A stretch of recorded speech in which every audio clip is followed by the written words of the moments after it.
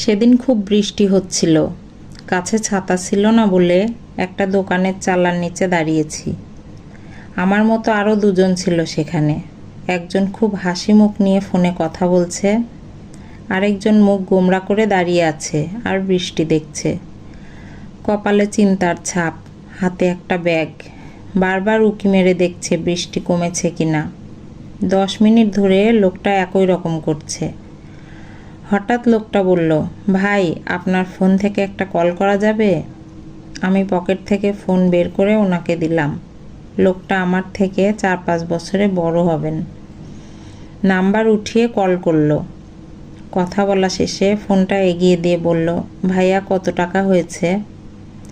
আমি বললাম, ভাই বলছেন আবার টাকাও দিতে চাচ্ছেন? উনি মনে হয় এবার একটু লজ্জা পেলেন।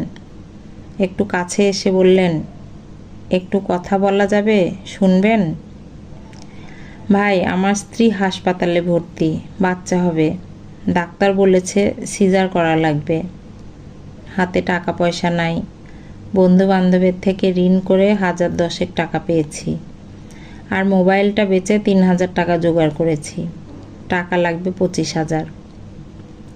একটা কোম্পানিতে চাকরি করতাম, এ মাসে বেতন না দিয়েই ছাঁটাই করে দিয়েছে।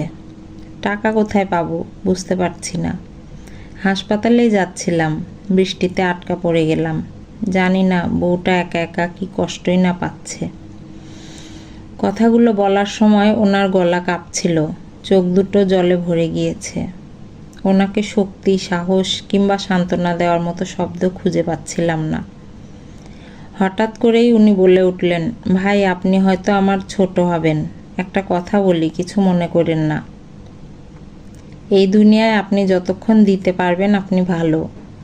আপনার সামর্থ্য শেষ হলে আপনার মতো খারাপ আর নাই। বাপ মা সব আছে, দুজনেই অসুস্থ। আমার এই অবস্থা শুনলে না জানি কি হয়। বাড়িতে কাউরে কিছু বলি নাই।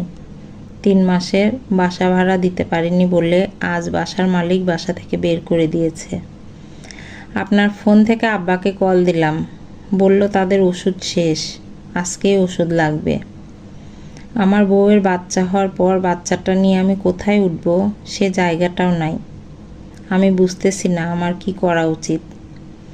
মন চাইতেছে গলায় ফাঁস দেই, কিন্তু তাতে আর কি হবে বলেন? আমি না হয় মরে গিয়ে এই জ্বালা থেকে বাঁচলাম, কিন্তু যারা বেঁচে আছে, আমার যে বাচ্চাটা আসবে, ওর কি হবে? ওদের তো কেউ থাকলো না। কিছুক্ষণ চুপ করে থেকে বাইরে উঁকি মেরে দেখলো বৃষ্টি থেমে গেছে। লোক